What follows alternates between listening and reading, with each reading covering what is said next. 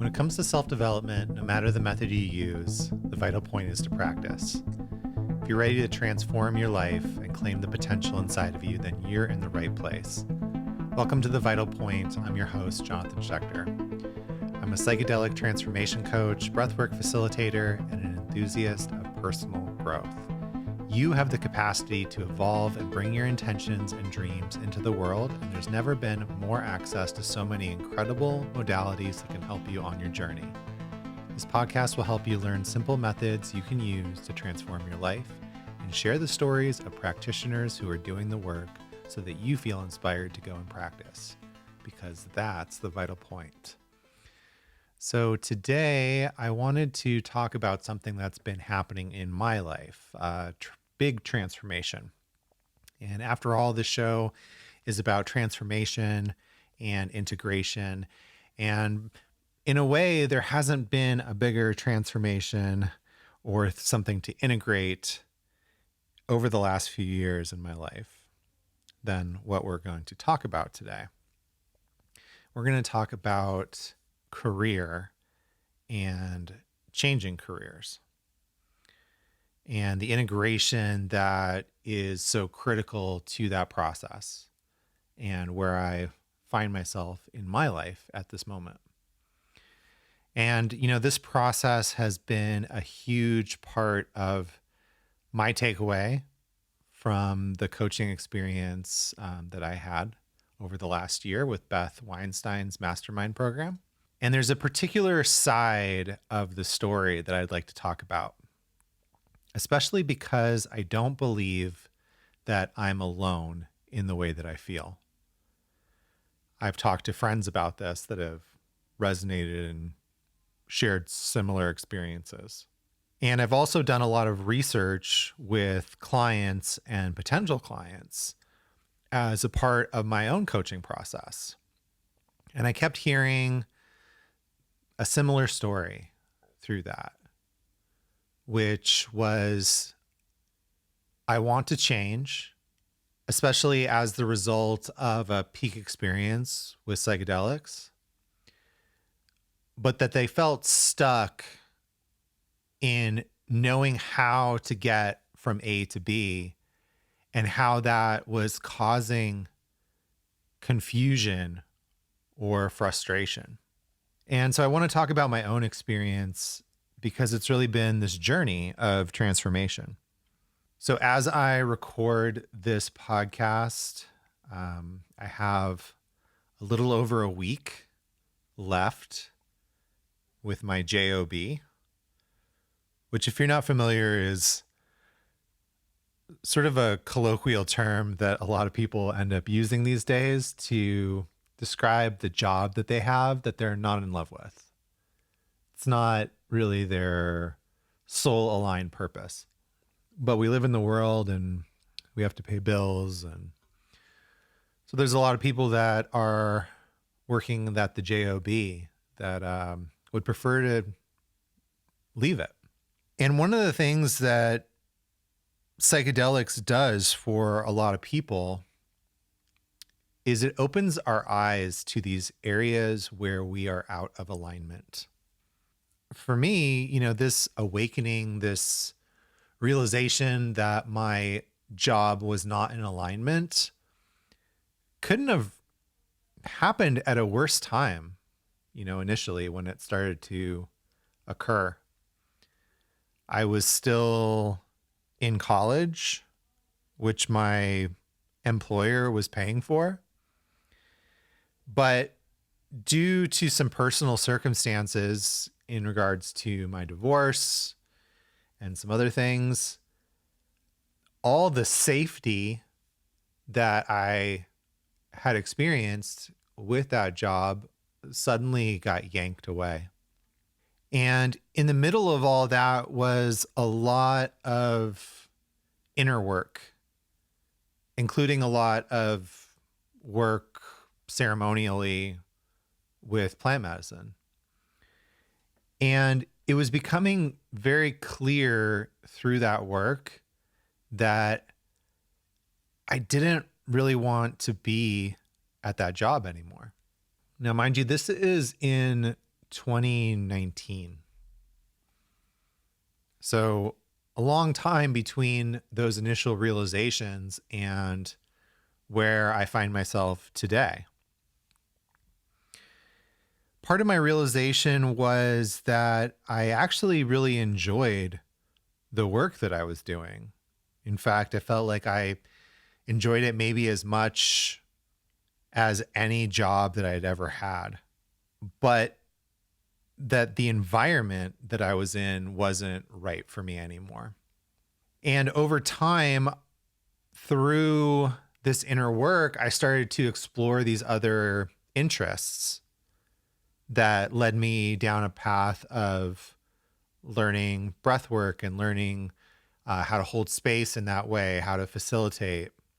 That led me eventually to start teaching meditation and coaching. And so initially, this was very disintegrating.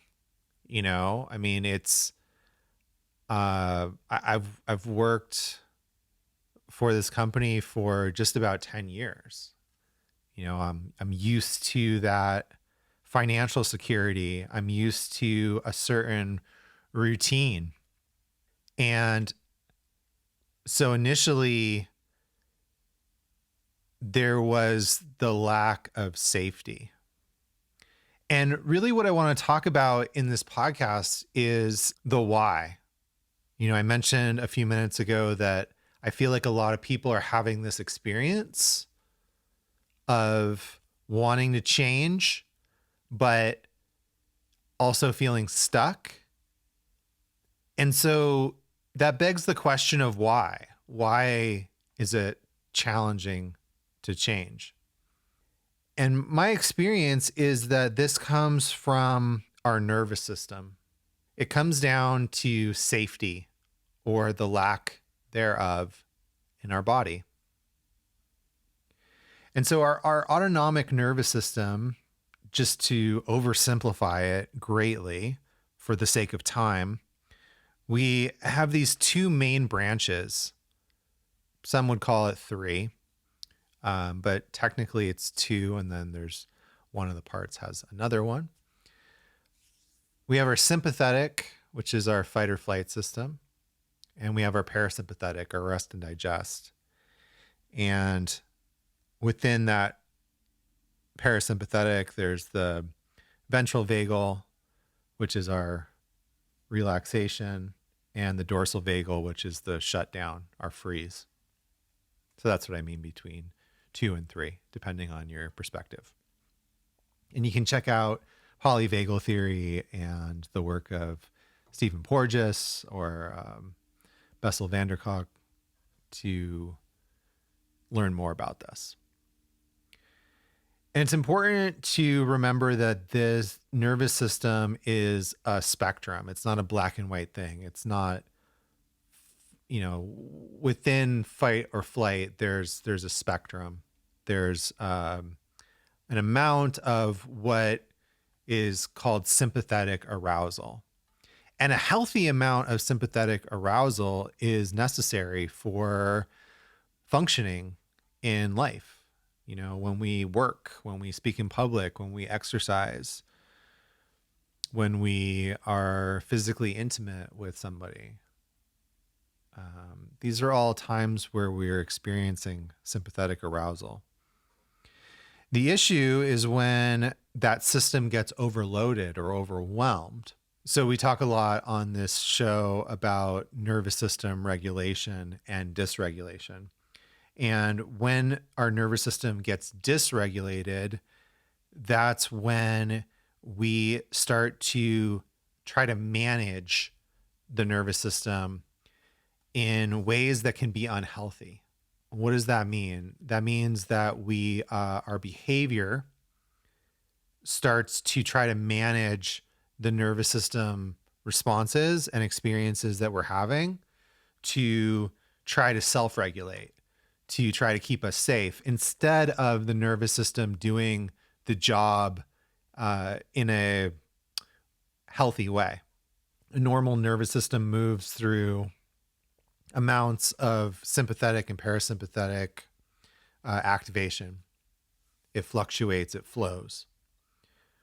When things go into dysregulation, that's when we start to self-soothe with drugs, alcohol, process addictions, like sex, like gambling, like eating.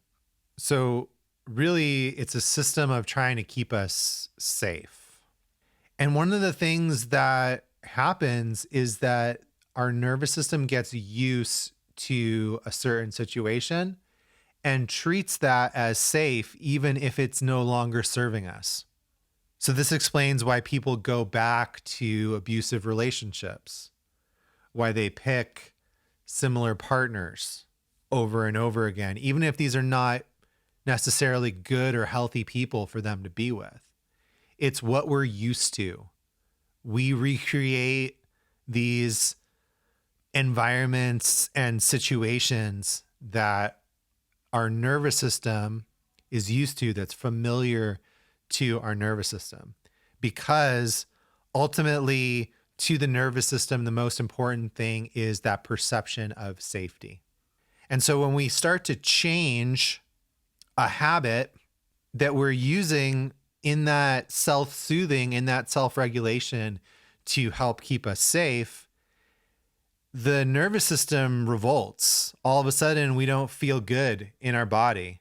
We start to feel anxiety. We start to feel that creepy crawliness. In some cases, if we can't manage that, we freeze, or we start to try to self-soothe, self-regulate in an unhealthy way. So initially, that was really what I started to feel in terms of leaving my job. I had a narrative that the job was the problem. If only I didn't have this job, all the things that I wanted to do in my business, which, by the way, at this point was barely a fledgling idea in comparison to where it's at now. But if I didn't have this job, then my business would be successful, that I would have the things that I wanted, that the job was the problem.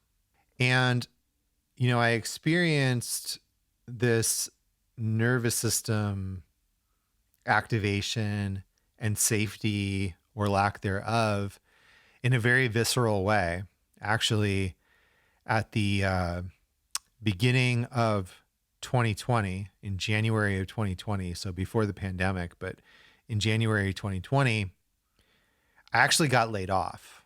And because I had been practicing, because I had been working on myself, I had this really amazing experience of watching my nervous system start to get activated and be able to hold it, to witness it, and ultimately to observe it rather than getting reactive of it as this thing is happening in my body.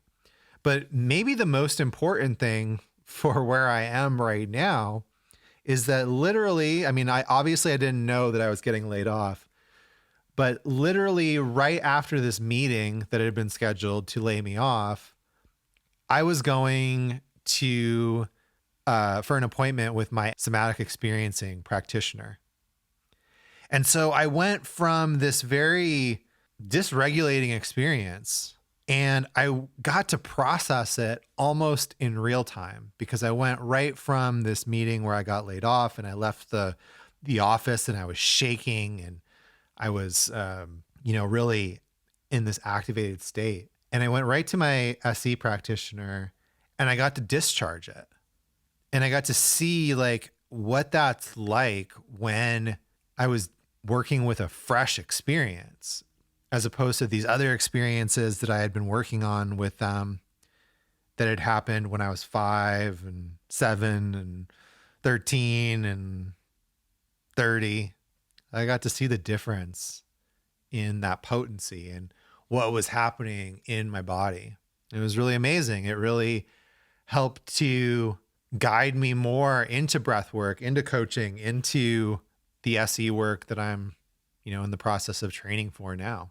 And even though there was a part of me on that day and maybe the week afterwards that said, hey, this is it. This is the call of the universe to, you got laid off. This is it. This is what you're supposed to be doing. You gotta go for it now. It scared the crap out of me. I still felt this block. I still felt this fear. I decided to take another position with the company. Ultimately, it was overwhelming in my body. The thought of starting a new company, a new business with no momentum, with no clients, with no infrastructure, with no processes.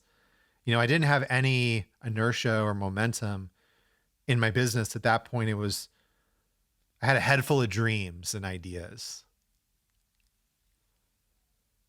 And so ultimately I decided to take this other position within my company. And in hindsight, not only was I not ready for that experience, but keep in mind, I didn't know that COVID was going to happen. And so I feel really grateful that I did make the decision that I did rather than impulsively take the leap of faith at that moment in time. And gratitude is the first thing that I wanted to talk about in terms of how I've gotten to this point, because gratitude was where I began to shift my narrative and start to wake up to my own bullshit and the way that I was the one that was holding myself back, not the job. And so gratitude has been such an important part of this process for me, to the point where, Mondays, which traditionally, and not just for me, for a lot of people, are the worst day of the week. I definitely had a case of the Mondays all the time. And I remember just how shitty it felt to turn on my computer on a Monday, because after I got laid off, my new position was remote and I got to work from home, which was amazing.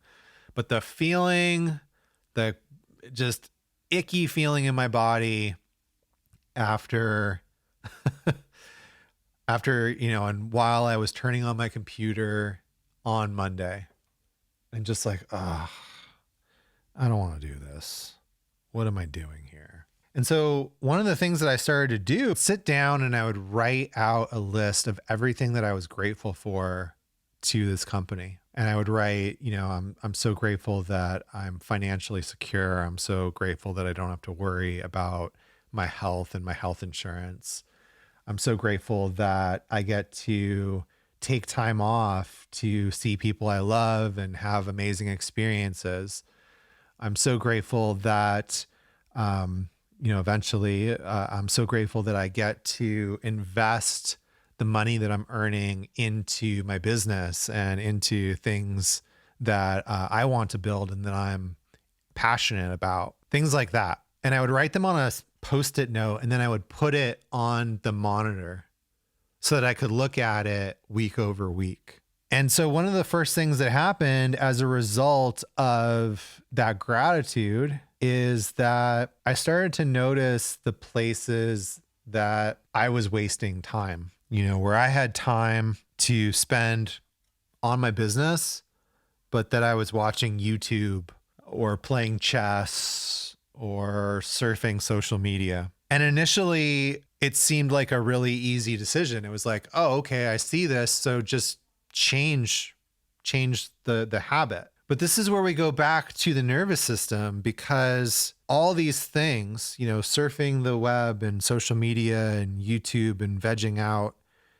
this was the way that my nervous system was dealing with the discomfort that I felt in my body. This was the way that my nervous system was trying to self-soothe and regulate. And I had gotten to a place where I was eating healthier. I had stopped using cannabis. I had stopped drinking. And so these behaviors were some of the last things that I had left. And I didn't have this much clarity about it at this point, but I kept working with my SE practitioner of like, hey, I want to leave my job, but why can't I? Why do I feel stuck?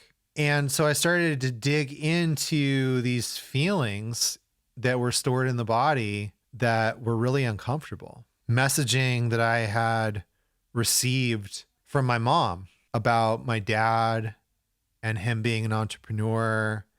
And they got divorced when I was really young. And there was a lot of bad mouthing of him in my house by my mom.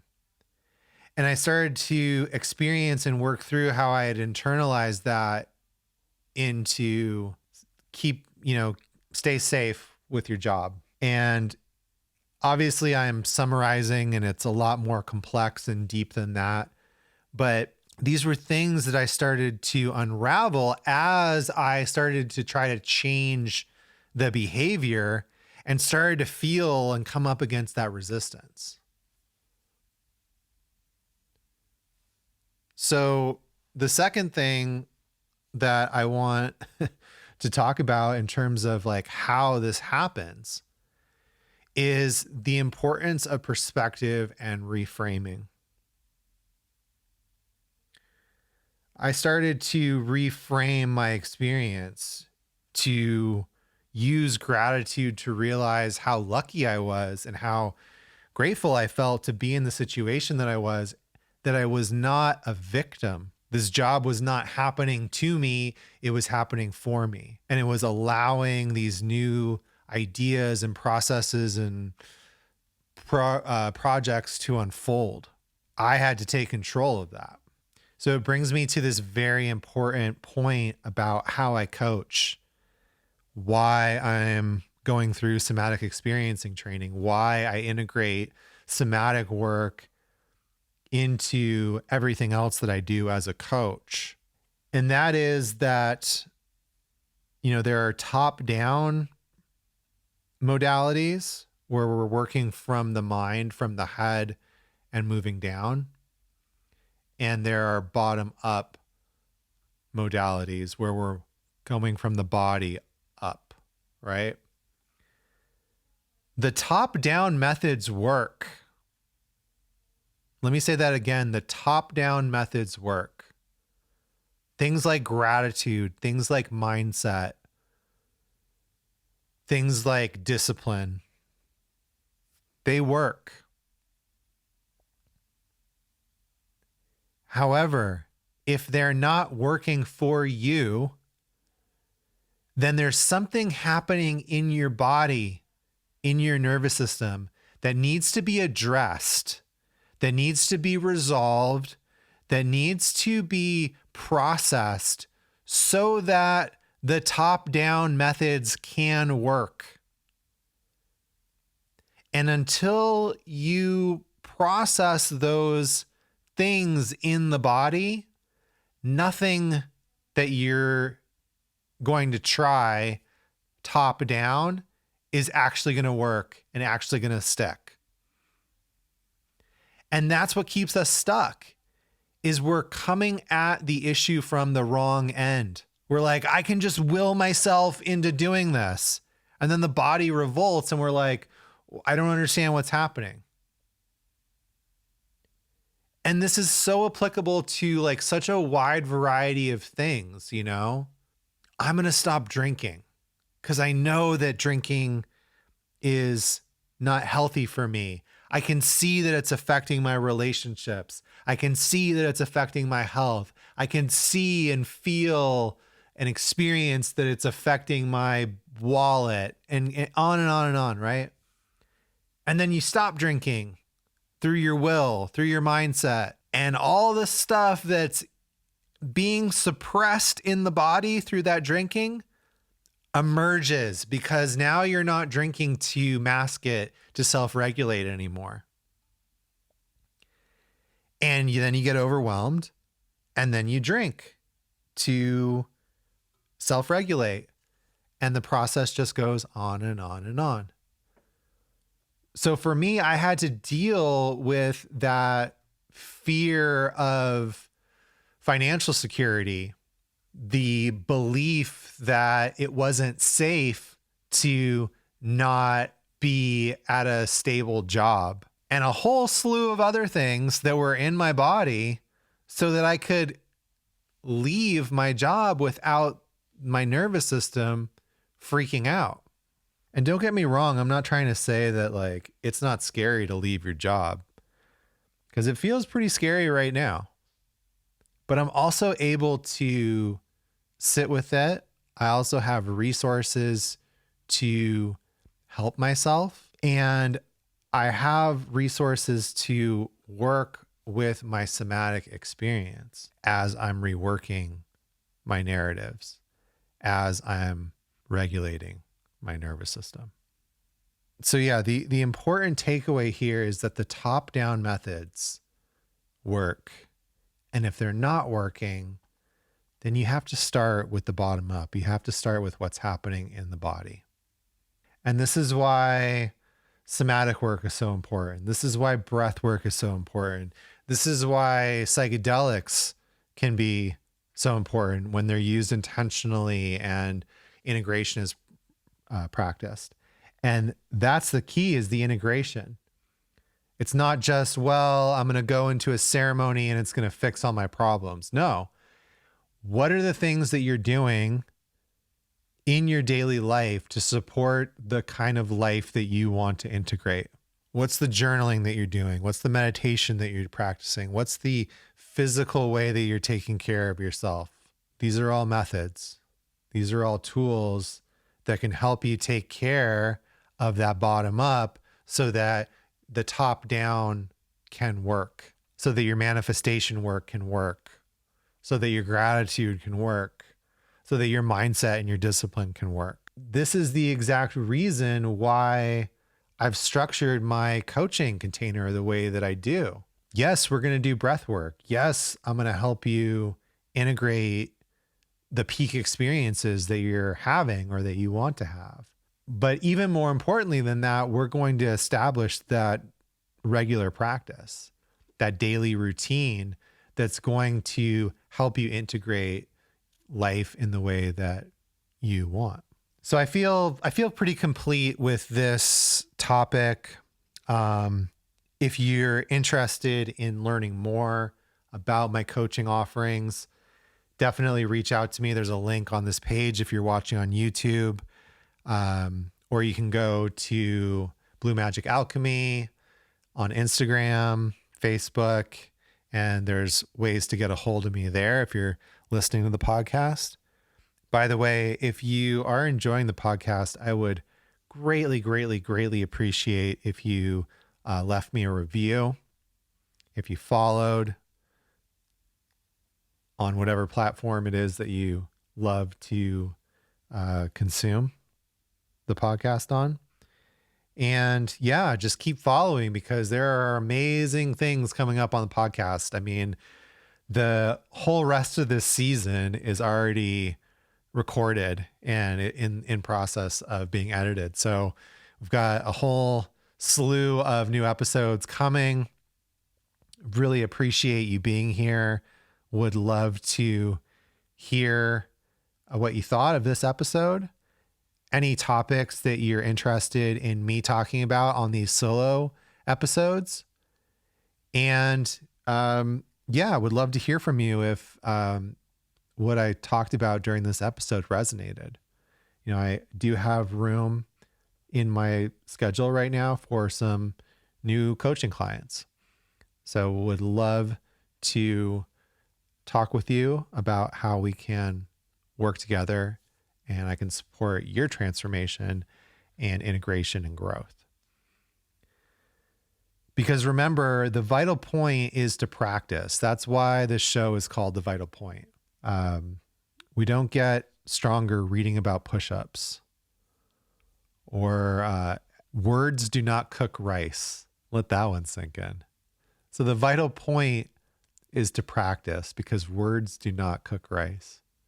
We actually have to apply these practices, these techniques into our life to integrate them. You know, integration is the process of merging more than one thing together to create a whole.